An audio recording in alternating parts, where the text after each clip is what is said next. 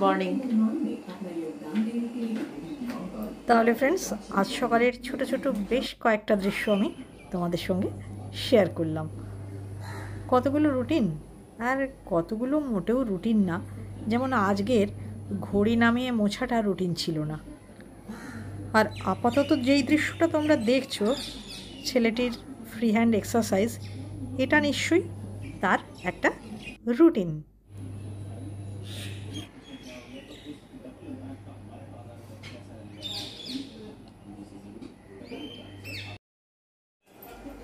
এই দেখো, আমি আমার রান্নাঘরের প্রথম রুটিনটি স্টার্ট করে দিয়েছি।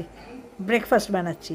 আজকে ঠিক করেছি ব্রেকফাস্টে ওইসব চিলা, উপমা, পোলাও ওইসব কিছু না, গরম গরম পরোটা, বাঙালির যেটা সব থেকে প্রিয়। অনেকেরই দেখছি খুব কষ্ট লাগছে যে আমি এই বয়সে এত কাজ করি, মধুবন্তী আমাকে হেল্প করে না। কিন্তু ফ্রেন্ডস, তোমরা নিশ্চিন্তে থাকো, আমার একটুও কষ্ট হয় না, আমার খুব ভালো লাগে। জাস্ট চারটেই বানাবো, এটা থাকবে, এটা রাতের রুটি। আমার যদি অতই কষ্ট লাগতো ফ্রেন্ডস, আমি কি একটা হেল্পিং হ্যান্ড নিতে পারতাম না? দেখিয়ে দিই, পরে ভুলে যাব। এই যে ঝিঙে কেটে দিয়েছে শেষ, সেটাজি আজকে হবে ঝিঙে পোস্ত আর রুটি উল্টো বেলায়, আর এ বেলায় হবে চিকেন বিরিয়ানি। দেখো ফ্রেন্ডস, ব্লগগুলো বানাই কী জন্য? অন্য মানুষকে মোটিভেট করব, ইন্সপায়ার্ড করব, চার্জড করব, এই কারণে না। আর একই কাজ যদি দুজনে করি তাহলে কি তোমরা বেশি বেশি মোটিভেট হবে? মোটেই তা নয়। আর তাছাড়া আমি যে কাজগুলো করছি এগুলো তোমরা প্রত্যেকের ব্লগে দেখতে পাও, কিন্তু মধুবন্তী যে কাজটা করছে ওটা কিন্তু খুব রেয়ার। ছবি আঁকা, এক্সারসাইজ করা, এটা সবাই করে না। সেজন্য এটা দেখে যদি কেউ মোটিভেট হও তাহলে আখেরে কিন্তু তারই লাভ। দেখো ফ্রেন্ডস, যারা আমাকে মধুবন্তী তোমাকে হেল্প করে না, তোমার খুব কষ্ট হচ্ছে, এই সমস্ত কথা বলে আমাকে বেশি আদর দেখাচ্ছ, অ্যাকচুয়ালি এগুলো আদর না, মানে ঘুরিয়ে মধুবন্তীকে নিন্দে করাটাই তোমাদের উদ্দেশ্য হয়ে দাঁড়িয়েছে। ভাজায় কে?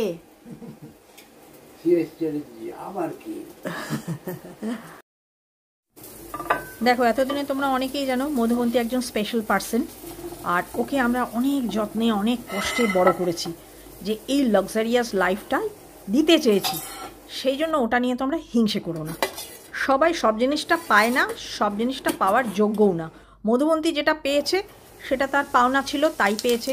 আর তোমাদের যেটা পাওনা সেটা তোমরা পেয়েছো। আর মধুবন্তী অনেক কিছু থেকে বঞ্চিত, সেজন্য এই মা বাবার এইটুকু ভালোবাসাটুকু পেয়ে যদি ও শান্তিতে থাকে, ওকে একটু শান্তিতে থাকতে দাও তোমরা। আর মধুবন্তী যে কাজগুলো হচ্ছে সেগুলো হচ্ছে খুব স্কিলফুল কাজ, বুদ্ধিজীবীদের কাজ। একটু বুদ্ধিজীবীদের সম্মান করো হে। আমি জানি আজকে তোমাদের আমার ব্লগটা একটুও ভালো লাগবে না, কিন্তু কি করা যাবে ভাই? মানে একের পর একজন যে কথা বলে তার পিঠে চারজন সেই একই কথার পোঁ ধরে। তো অনেকেরই উত্তর আমি দিইনি, বাদ দিয়ে দিয়েছি এক দুজনের উত্তর দিয়ে, তাই আমি উত্তরটা ব্লগেই দিয়ে দিলাম। আর তোমরা যারা আমার ভালো ভিউয়ার্স আছো, বিশেষ করে পুরনো ভিউয়ার্সরা প্রচণ্ড ভালো, তারা মধুবন্তীকে চেনো, জানো, এবং অলরেডি তোমরা মধুবন্তী কীভাবে চার্জড হয় সেটা জেনে সেইভাবেই তোমরা ওকে কমেন্টগুলো করো। এবং আমার মনে হয় তারা অনেক উচ্চ মনের মানুষ, তারা ভালো কাজ, মন্দ কাজ, এবং প্রত্যেকটা কাজের যে প্রত্যেকটা পার্সন আলাদা আছে, সব কাজ যে সবার জন্য নয় এই বোধটুকু তাদের আছে। যাদের নেই তাদের জন্যই এই ব্লগের এই অংশটুকু, ব্যাস। আর আমি করচাবো না।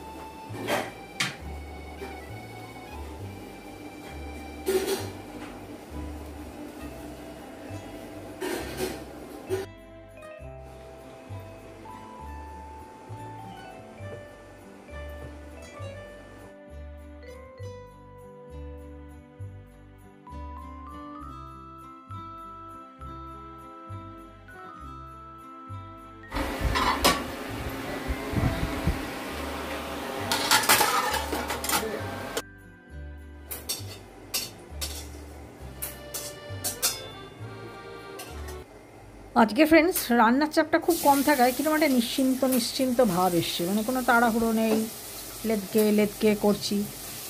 শেষে গিয়ে কিন্তু তখন আমি বুঝবো যে আমার ওই লেদকে কাজ করাটা খুব খারাপ হয়েছে, শেষে গিয়ে সেই হুড়োহুড়ি হবে।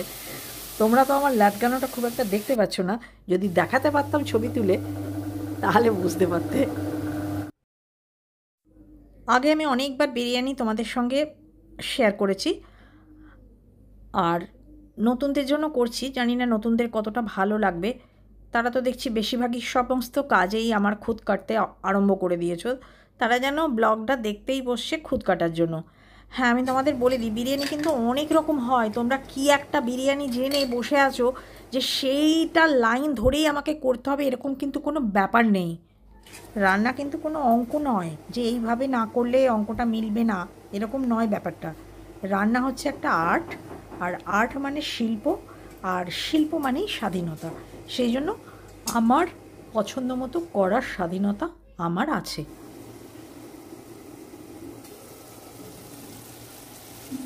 আর বাংলাদেশ থেকে তানভি বলছিলে যে তোমার কমেন্টের নাকি আমি জবাব দিই না। না বাবু, তোমার কমেন্টেরও আমি জবাব দিই, কোনো কারণে তোমার কাছে হয়তো সেটা পৌঁছচ্ছে না। তুমি আমার কাছে শাড়ি কালেকশানের দেখতে চেয়েছো এপিসোড, তো এই মুহূর্তে আমি করতে পারছি না, আমার 8 মাস আগে একটা তৈরি করা আছে, তো সেটা ইচ্ছে করলে দেখতে পারো। আমাদের বাড়িতে শক্ত হলে প্রবলেম, নরম হলে কোনো প্রবলেম নেই।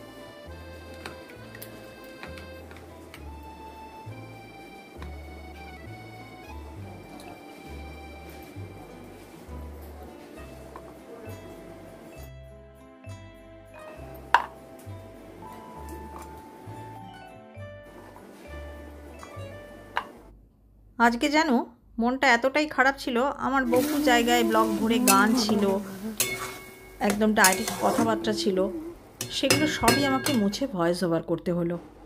এই যে দেখো, তোমরা দেখেছো সিএস চ্যাটার্জি প্রতিদিন আমাকে সবজি কেটে দেয়।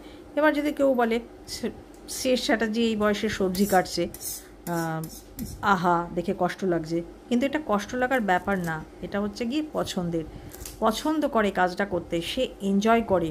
আর সত্যি বলছি, আমরা না কাজগুলো করতে এনজয় করি, আর যদি কষ্ট হয় আমরা কাজের লোক রাখবো, মধুবন্তীকে দিয়ে কেন করাতে যাব?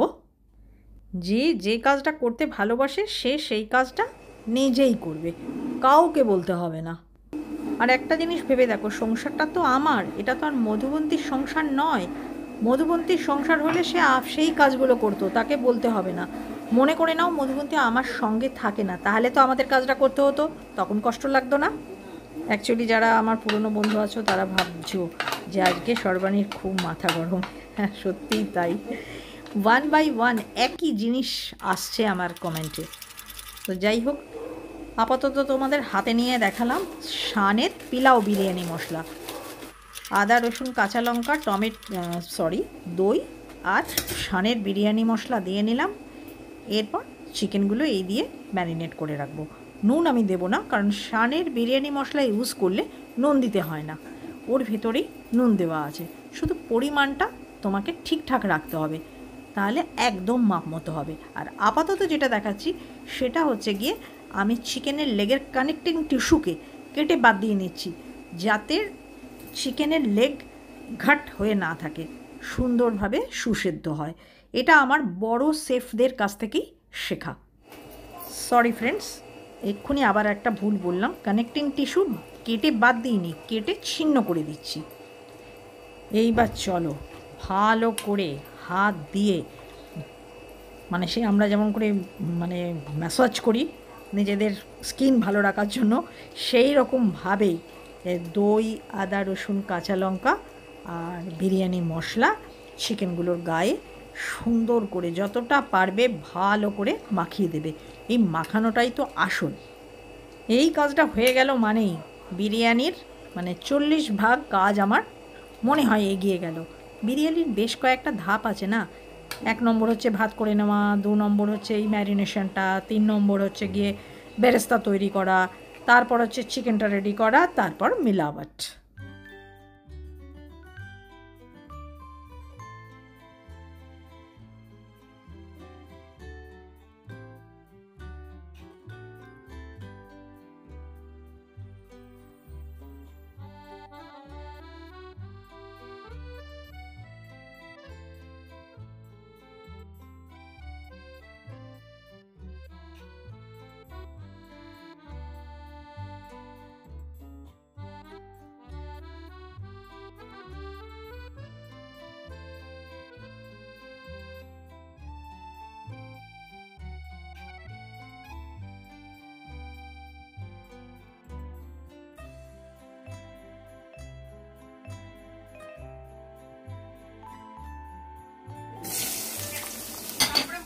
তিনটে ধাপ হয়ে গেল, এবার চতুর্থ ধাপে এসেছি। একটু ম্যারিনেশনে দিয়েছি আদা রসুন কাঁচা লঙ্কা, আর বাকিটা একটু কষে দেবো।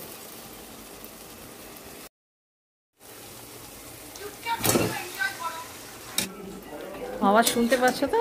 আমার বড় মেয়ের বোনকে টোকার জন্য প্রচণ্ড রেগে গেছে, আমার সঙ্গে কথা বলছিল। কথা বলতে বলতেই ওটা ও চেঁচিয়ে চেঁচিয়ে বলছে। অবস্থা আজ এখনো কিছুই হয়নি। রাতের রুটিটা হয়ে গেল, কুকার থেকে ঢেলে এটায় টেক্সচার আনতে দিয়েছি। কাজের চাপ হালকা আছে বলেছিলাম না, লেট সেই হয়েই যাবে। হয়ে গেল। আসলে কমেন্টগুলো তো ও বড় মেয়েও দেখতে পাচ্ছে, সেই কমেন্ট দেখেই আমাকে ফোন করে একেবারে কি বলবো, ভীষণ কি বলবো, ওই হয়ে গেছে, হাইপার হয়ে গেছিলো যে মা তুমি কিছু বলো ওদেরকে, না বললে এটা যাচ্ছে তাই হচ্ছে। মানে চুপচাপ ভিডিও এনজয় করছো, এনজয় করো, না এনজয় করলে দেখো না আমাদের ব্লগ। এই সমস্ত ফালতু কমেন্টের কোনো দরকার আছে? আমরাও তোমাদের জন্য, তোমাদেরকে চার্জ করার জন্য ভিডিওগুলো বানাচ্ছি, আর তোমাদেরও কি উচিত নয় যে ভালো কমেন্ট দিয়ে আমাদেরকেও চার্জ করা, যাতে নেক্সট ভিডিওটা আরেকটু ভালো বানাতে পারি। এই মিলাবাটের সময় সিএস চ্যাটার্জিকে আসতেই হবে, ভীষণ পজিটিভ এই ব্যাপারে। যদি আমি এটা একা হাতে করে নিই, সিএস চ্যাটার্জি কিন্তু খুব গুস্সা হয়ে যায়। ভীষণ ভালোবাসে এই মিলাবাটটা করতে সিএস চ্যাটার্জি নিজে হাতে।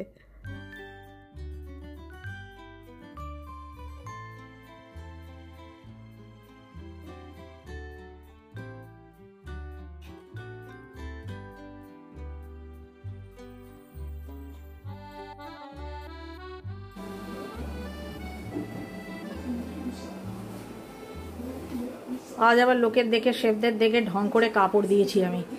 জানি না এটা আমাদের বাড়ির জন্য আদর্শ হবে কি ভুল হবে, একদিন এক্সপেরিমেন্ট করে দেখি। এইটা দেখে আবার ভেবো না যে মধুবন্তীর হাত পোছা কাপড়, এরকম কাপড় আমার অনেকগুলি আছে।